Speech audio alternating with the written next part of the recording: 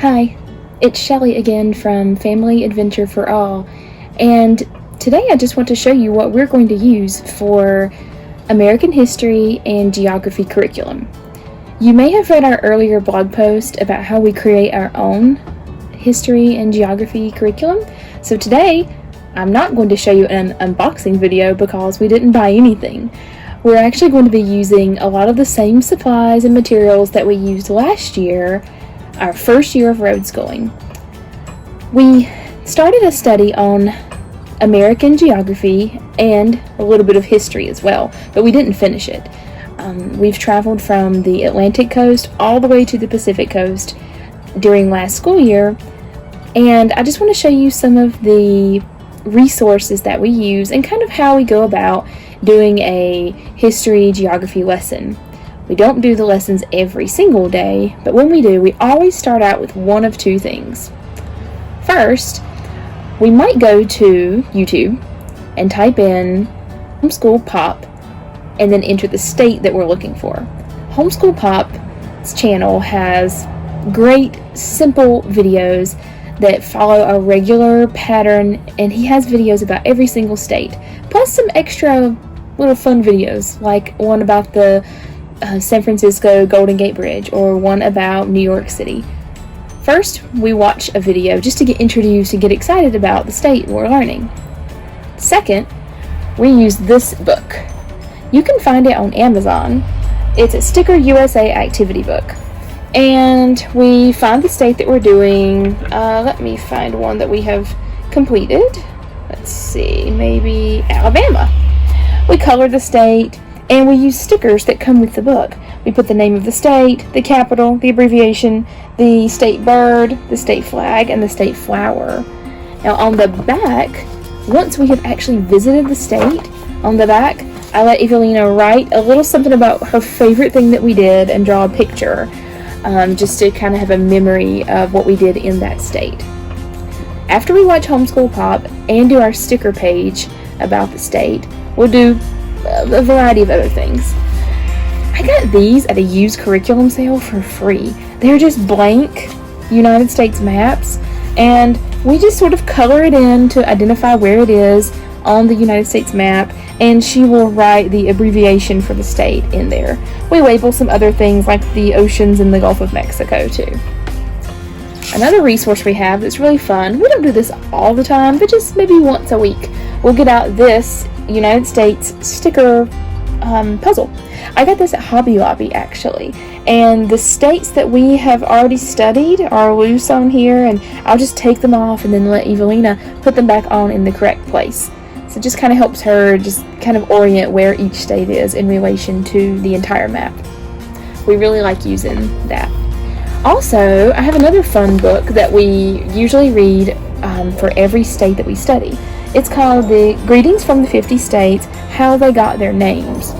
And it's a really cool book because it has a neat little map on one side that shows lots of cool pictures, and on the other side it just tells about how the state got its name, and a little bit of history about that. So that's pretty cool. Usually in Homeschool Pop, he will also present ideas for how the state got its name as well, and it's neat to read about it in this book to see if there's any extra information. Something else we've been doing, once we got to the point where we were learning about the New England states and the states in the Northeast, we started to kind of transition our studies to learning about the Revolutionary War. And because it's such a huge part of those states and the colonial states and their history. I have a CD here. I don't have the case, but I do have the CD. This is called Liberty's Kids. It's an awesome little TV show. I think maybe it used to come on PBS a long time ago, but a family member gave it to us, and we've been going through each episode. There are 4 discs, and we only made it through, well, we're on the 3rd disc basically, so we made it over halfway. But this year we're just going to pick up right where we left off and continue learning about the Revolutionary War. These videos are 20 minutes or so long, and our daughter is really engaged in them. She really likes them.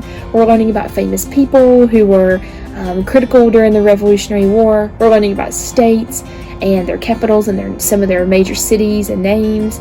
It's just really interesting how all of this stuff sort of ties together. Finally, we do have a map on the outside of our camper where we track the states that we've been visiting. And our map has the state's flag inside the picture, the shape of the state. So once we visit a new state, our rule is we have to do something in that state. Preferably we spend the night, but as long as we spend some money and do something, do an activity in that state, we add a sticker. And so Evelina really enjoys when we get into a new state. It's exciting because she gets to find it on here and go outside and stick it on our map. One thing I forgot to mention is it's always important to have a way for your child to record what they've been learning. So we have books that we read, we watch homeschool pop videos, we watch the Liberty's Kids TV show episodes, and the way that Evelina records what she's been learning is in this. I took 2 pieces of construction paper, stapled them together, pretty simple. We actually have not made a cover yet. I told Evelina when we finish, then she can design the cover, maybe thinking about some of the things she's learned. But basically, I have her write a small summary after each episode of Liberty's Kids. We talk about what happened in the episode, and she just writes a small summary. So you can see all the episodes that we have watched so far, and every now and then we'll go back and we'll just read them, starting from the beginning, because the Liberty's Kids is arranged in chronological order. So it's kind of neat to be able to read this and have like this little summarized version of everything we've been learning about. So that's it. That's how we have been creating our own American geography and history curriculum so far. We did this, used all these resources last year, and we're just going to continue this year. When we run out, then I'll decide what we're doing next, and I'll be sure to let you guys know about it. Be sure to check out our post about how we create our own American history and geography curriculum.